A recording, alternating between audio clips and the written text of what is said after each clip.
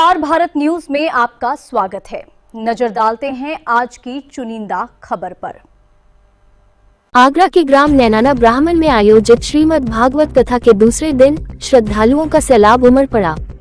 कथावाचक कुलदीप उपाध्याय ने अपनी सुमधुर वाणी से राजा परीक्षित के जन्म, सुखदेव जी के आगमन और धर्म की महत्ता के प्रसंगों का सजीव वर्णन कर श्रोताओं को भाव विभोर कर दिया। कथावाचक कुलदीप उपाध्याय ने बताया कि जब राजा परीक्षित को श्राप मिला, तब उन्होंने मोक्ष की प्राप्ति के लिए सुखदेव जी की शरण ली। उन्होंने स्पष्ट किया कि धर्म का पालन ही मनुष्य को कठिन समय में संबल प्रदान करता है।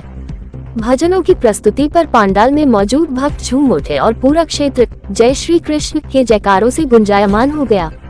कथा के समापन पर विशाल आरती के पश्चात प्रसाद भंडारे का आयोजन हुआ। कथा की शोभा यात्रा तो कल हो ही चुकी थी।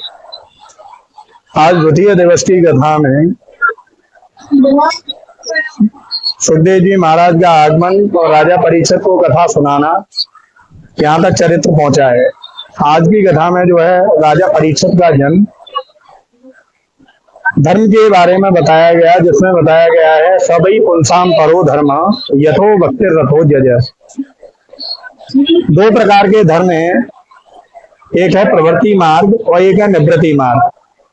प्रवृत्ति मार्ग जो धर्म है वह है सकाम भावना से किया हुआ धर्म, और निवृत्ति मार्ग जो धर्म है वह है निष्काम भावना से किया हुआ धर्म।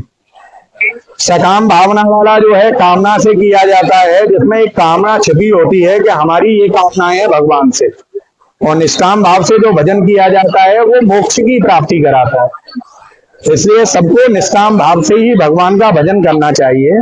ये आज की कथा में विशेष तौर पर बताया गया कि भैया निष्काम भावना से भगवान का भजन करो, क्योंकि निष्काम भाव से जो भजन किया जाता है वो मोक्ष की प्राप्ति कराता है। और आज की कथा में जो है सुखदेव जी महाराज का आगमन हुआ, व्यास के जो पुत्र हैं, परीक्षित का जो है जन्म हुआ, कलयुग को स्थान देना हुआ, जिसमें कलयुग में जो है हमारे में उसे स्थान दे दिए कि ऐसा गुण छिपा हुआ है कि कलयुग केवल नाम आधारा, सुमिर सुमिर नर उतर ही पारा। कलयुग में यह प्रधान गुण है कि इसमें नाम प्रभु का लेते ही भवसागर से व्यक्ति पार हो जाएगा। बोले भक्तवत्सल भगवान की।